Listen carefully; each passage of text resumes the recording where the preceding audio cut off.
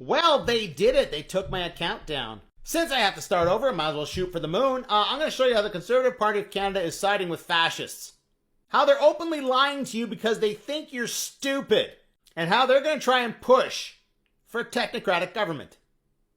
They're almost there. Let's start here. Who's this guy? This guy is Monty Solberg. He was on CTV the other day saying that Canada's going to go bankrupt. Here's the thing. He's either lying intentionally or he doesn't know what the word bankrupt means. You pick. Here's the definition of bankrupt. It's a legal process for relieving debt that the borrower cannot repay. That's the important part. Cannot repay. They think you're stupid. Canada's debts are denominated in Canadian dollars. It is quite literally impossible for Canada to not repay their debts. The worst possible scenario would be to do what Venezuela did, which is devalue their currency. See, Venezuela never went bankrupt. People say that, but they never went bankrupt. Their currency is worth 1/1,000,000th of what it was worth, but they never went bankrupt. And they're not socialist either. They're kleptocrats.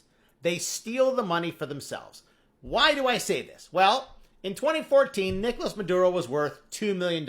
What did they do then? They created a whole bunch of debt in Bolivar, in their currency, bought assets outside of Venezuela, and then devalued the currency to pay back the debt. You understand? What evidence do I have that this occurred? Well, the United States claims it has seized $700 million worth of Nicolas Maduro's assets. And that isn't all of it. How can it be that President Maduro went from being worth $2 million to being worth, what, $1 billion? Being president of a country with economic hardship. How do you think that happened? And the world over, people are worried that the United States is going to do the same thing because they're bringing this guy on board, Stephen Miran. And he likes to do what Trump tells him to do. And this is why gold hit a record high today of $3,900 an ounce. That's right, gold is on its rocket ride.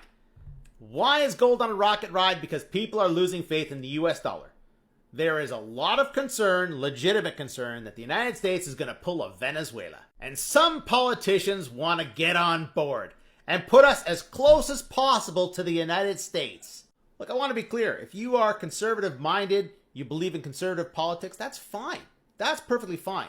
These guys, though, the Conservative Party of Canada, they're going to take the country down and they're going to pull you down with it. First up, there's this. I mean, we keep hearing the same bullshit talking points out of the Conservative Party of Canada. They keep repeating the MAGA bullshit. There's this one now on the website. A warrior culture, not a woke culture. Where did I hear that before? Oh, that's right. Pete Hegseth said that yesterday in this insulting address to admirals and generals. How else are they aligning us with the United States and Israel? Well, you'll note this says policy declaration, okay? This is on the Conservative Party website. This is their official policy declaration. Let's scroll on down. Point 174, the Conservative Party of Canada recognizes Jerusalem as the capital of Israel. Only one problem. The rest of the world does not. Why Jerusalem is not the capital of Israel. Israel believes it's the capital of Israel. And Donald Trump said he wants to recognize Jerusalem as the capital of Israel. Now, the Conservative Party of Canada wants to recognize Jerusalem as the capital of Israel. But the United Nations says it's an occupied city and it's not the capital. Which side do you think you should be on as they commit genocide? Oh, AJ, you're just making this shit up. Well, let's go to the IDU website. The International Democracy Union. You guys like to talk about WEF, but you don't talk about this. Let's look up Israel.